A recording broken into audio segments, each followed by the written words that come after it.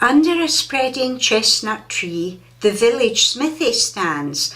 The smith, a mighty man is he, with large and sinewy hands, and the muscles of his brawny arms are strong as iron bands.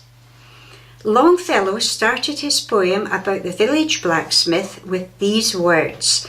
He was writing in the 19th century, at a time when the smithy, along with the shop and the pub, were vital to a successful community, especially in rural areas.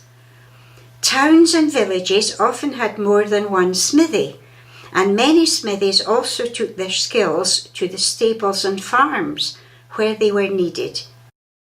My name is Margaret Jack.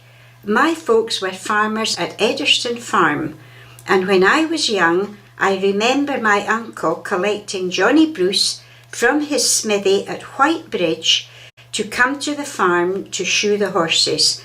It was a great treat to get bundled into my uncle's car and taken all the way to Whitebridge, which seemed a long way away in those days.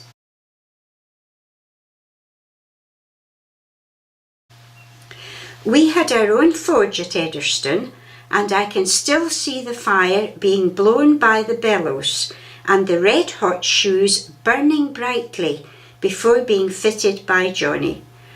This was the most important work for blacksmiths at that time because so many horses were being used for agriculture, retail and transport.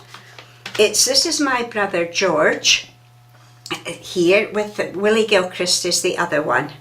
And this photograph was actually in the Scotsman. The horses, I don't really remember their names except this one with the white face.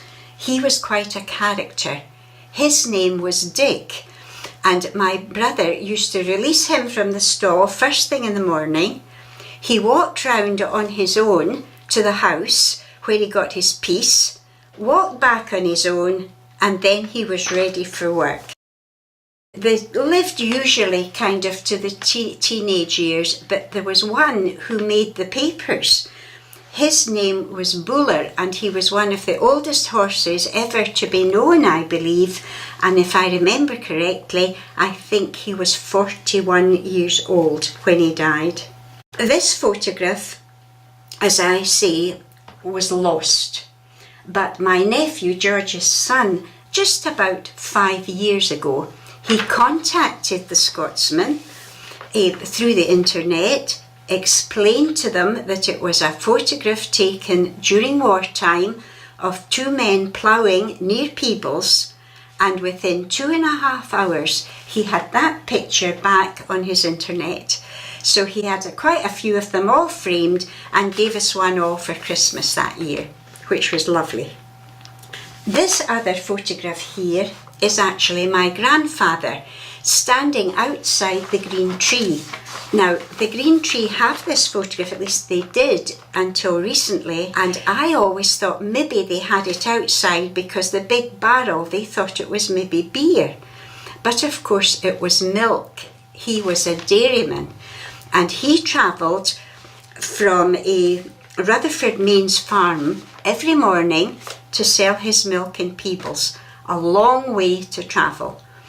His nickname was Jingling Geordie, and we used to think it was because of the change in his money bag, but otherwise people thought it was the rattling of the cans. Anyway, it's the one with the beard who is my grandfather. After selling the milk in Peebles, eventually they bought a dairy at the foot of the old town. You see from the picture, I don't know if you can make out, but it says Jack's Dairy on the side.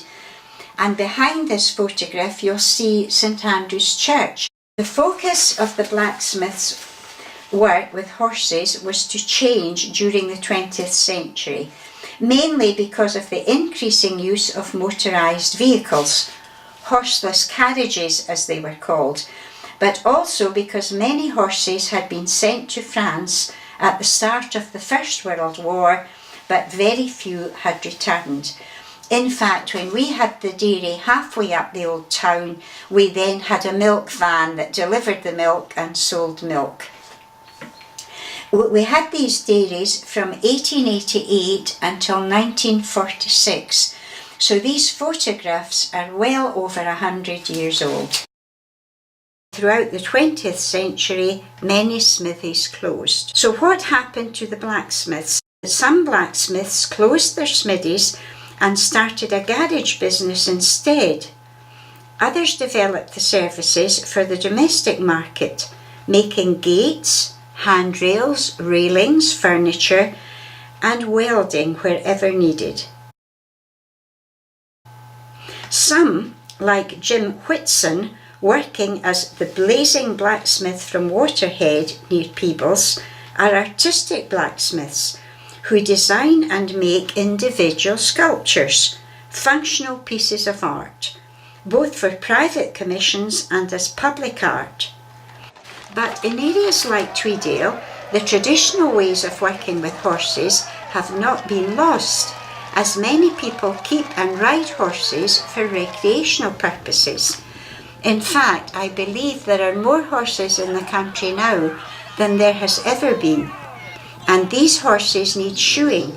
So farriers like Ross Phillips, seen here shoeing horses at Kirkton Manor livery stables, provide the owners with a mobile smithy service.